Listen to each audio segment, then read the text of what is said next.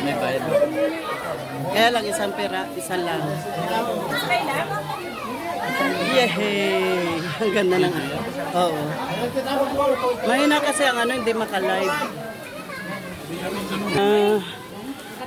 Ang pamilya Buhatin, the Buhatin clan. Ang dilim. Si Mamay Bining, si Mamay Aming,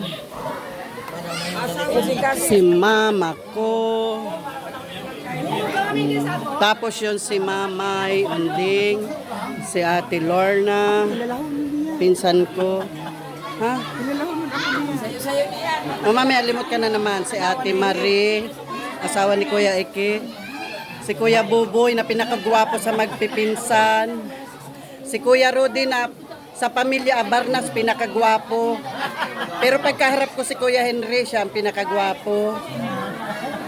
Si Kuya Buloy na tinalo ako sa score, sa kantahan, nadaya ako. Si Ate Susan, masarap magluto ng spaghetti, asawa ni Kuya Rudy.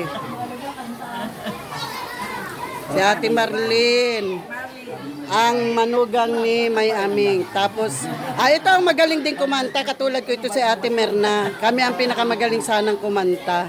Nadaya lang kagabi.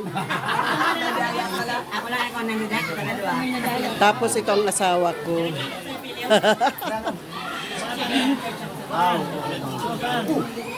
Mama, wag magpara sa bunot, mama, sa ulo.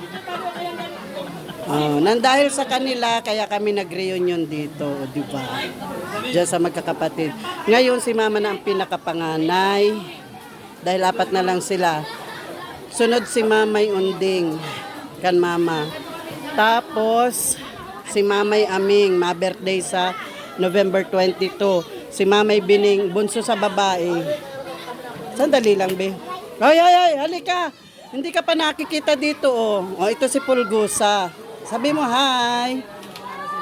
Ay daw, naghabo na. Mao.